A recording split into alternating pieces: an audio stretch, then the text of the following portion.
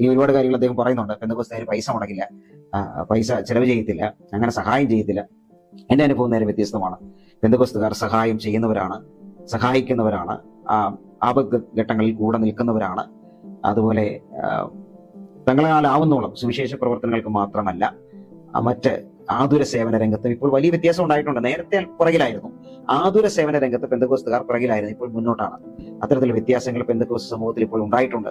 അത് മാത്രമല്ല, ഒരു വളരെ ക്രിട്ടിക്കലായിട്ട് ഒരു കണ്ടീഷനിലൂടെ ഒരാൾ പോവുകയാണെങ്കിൽ, അല്ലെങ്കിൽ ഒരു പ്രത്യേകമായ സാഹചര്യങ്ങളിലൂടെ പോവുകയാണെങ്കിൽ അങ്ങനെ സഹായിക്കുന്നതിനുള്ള മനസ്സൊക്കെ ഇപ്പോൾ ഒരുപാട് പെന്തക്കോസ്തുകാർക്ക് ആ നിലയിൽ വ്യത്യാസം വന്നിട്ടുണ്ട്. നേരത്തെയൊക്കെ ഇല്ലായ്മയുടെ ഒരു കാലം ഉണ്ടായിരുന്നു. അത് കഴിഞ്ഞ് അത് മാറി വരുന്നൊരു സമയത്ത് സുവിശേഷം അറിയിക്കുക, അങ്ങനെ രക്ഷിക്കപ്പെടുക, അങ്ങനെ ഒരു കൺസെപ്റ്റ് ഉണ്ടായിരുന്നു. ഇത്തരം കാര്യങ്ങൾക്ക് കൂടുതൽ പ്രാധാന്യം കൊടുക്കുന്നില്ല. ഇപ്പം മാറി, അതിലൊക്കെ അപ്ഡേറ്റ് ചെയ്തു. കുറെ കൂടി സഹായം ചെയ്യാനുള്ള കാര്യങ്ങളൊക്കെ പെന്തക്കോസ്തുകാർ ഉണ്ട്. എന്റെ അനുഭവം നേരെ വ്യത്യസ്തമാണ്. ഇനി അങ്ങനെ അല്ലാത്ത പെന്തക്കോസ്തുകാർ പൈസ മുടക്കില്ല എന്നൊക്കെ പറയുമ്പോൾ, അങ്ങനെയുള്ള ആളുകളും എല്ലാ സമൂഹത്തിലുള്ളതുപോലെ പെന്തക്കോസ്തുകാരിലും ഉണ്ട് എന്നുള്ളതേ നമുക്ക് പറയാൻ പറ്റത്തുള്ളൂ.